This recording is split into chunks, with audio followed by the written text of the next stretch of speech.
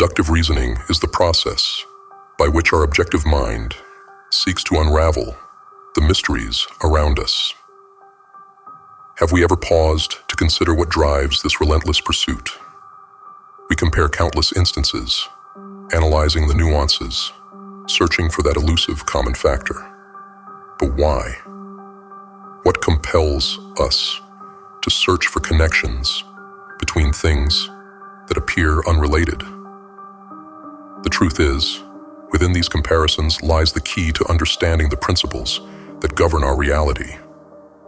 What if the answers we seek are already within our grasp, waiting to be uncovered through the careful observation of patterns? Induction, at its core, is about comparison. But it's more than just a method. It's a gateway to understanding the universe. By studying nature, have we not stumbled upon a hidden order, an unbreakable reign of law? Imagine what it took for humanity to shift from superstition to intelligence, to move from uncertainty to certainty. Have we ever wondered where we would be without this method? Without the ability to compare and discern the underlying truths? This journey, marked by the triumph of law over chaos, has brought us to an epoch of human progress that shapes everything we know today. Inductive reasoning has indeed become the watchman at the gate of our minds. It's the sentinel that keeps superstition and ignorance at bay, allowing reason and intelligence to flourish. But have we truly grasped its significance? Have we recognized how this process has revolutionized our perception of the world? The sun no longer circles the earth. The flat world has transformed into a sphere, spinning in the vastness of space. Inert matter is now understood as vibrant with energy. When we peer through telescopes and microscopes, the universe reveals itself as a dynamic, living system full of motion, force, and life. But as we marvel at this complexity, have we considered how delicate forms of organization maintain order amidst the chaos? What sustains this intricate balance? The forces of attraction and repulsion, like poles that repel each other, keep the cosmos in perfect alignment. What drives these cosmic relationships? Have we ever questioned how stars, planets, and even the smallest elements find their place in this vast order? Much like people drawn together by shared virtues, opposites attract in the natural world. Elements with nothing in common seek out one another, creating a harmonious exchange between surplus and demand. What if our own desires, our wants and needs, function in a similar way? What if they are the guiding forces that determine our actions? It's our privilege to become conscious of this principle and align our actions with it.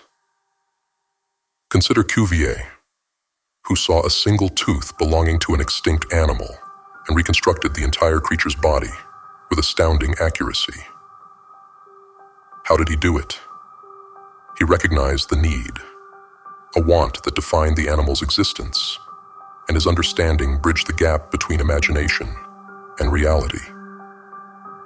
Perturbations observed in the motions of Uranus led Leverrier to hypothesize the existence of another star. His mind demanded a solution, and Neptune appeared precisely where predicted. Is this mere coincidence, or is it a testament to the power of intellectual wants aligning with the laws of nature? Just as animals instinctively know what they need, so do our minds possess an intellectual hunger for understanding. Could it be that the wants of nature and the wants of the mind are, at their core, the same? Do we see how a well-defined desire drives the most complex operations of the universe? And if this is true for the grand workings of nature, how much more so for our own lives? Are we aware of the profound connection between our inner desires and the reality we experience? We've stretched our senses across the surface of the earth, recording nature's answers and joining hands with the forces that move the world. Have we not forged a deep and varied connection with the world without? Our wants and purposes have become intertwined with the harmonious operations of this vast organization.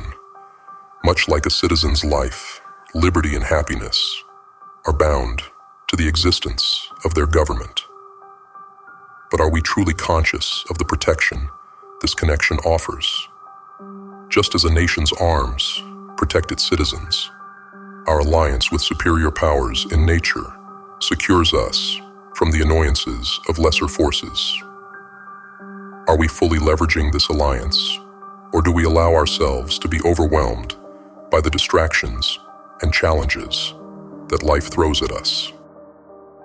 Consider Plato, who might have marveled at the sun's ability to paint pictures through the lens of a photographer. Could he have imagined a land where all labor, all effort is delegated to the forces of nature? A place where our wants are satisfied purely through mental operations set in motion by our will. How far-fetched does that sound? And yet, isn't that exactly what induction is leading us toward? A future where mental power reigns supreme, where our thoughts and desires shape reality with unparalleled precision. Induction is not just a method, it's a bridge to a world where our thoughts dictate our reality. The more we understand this, the closer we get to mastering it. Imagine living in a world where manual labor is a relic of the past, where our needs are met through the sheer power of thought. Does it sound impossible? Think again. Induction has already surrounded us with benefits, rewards for past fidelity, and incentives for even greater devotion.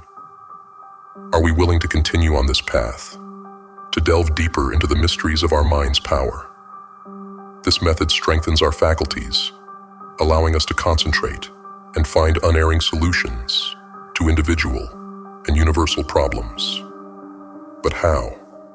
By operating purely within the realm of the mind. Do we believe that what we seek is already accomplished? This is the secret to achieving it. This method, handed down from the great philosopher Plato, remains as potent today as it was in ancient times.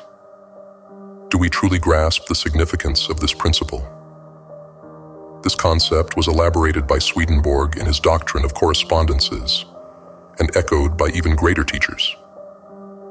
When we desire something, do we believe we already possess it? The tense of this statement is remarkable. First, believe that our desire is fulfilled, and the accomplishment will follow.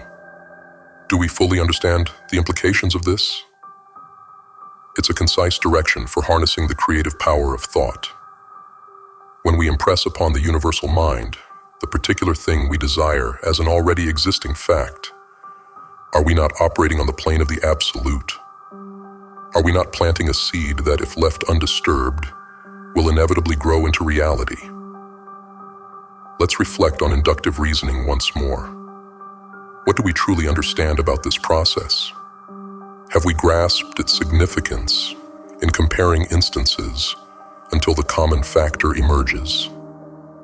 We witness people everywhere, achieving results through methods they don't fully comprehend, often shrouded in mystery. But isn't our reason given to us to uncover the laws that govern these results? Isn't it our duty to unveil the principles behind this process and utilize them to shape our destiny? We see the operation of this thought process in those fortunate individuals who seem to possess everything without effort. How do they do it? They act correctly without struggle, complete everything they begin, and live in eternal harmony with themselves. Is it luck, or is it the fruit of a mind aligned with the universal laws? What if this seemingly effortless existence is a gift available to all of us, waiting to be realized. The recognition of this mind's power is of transcendental importance.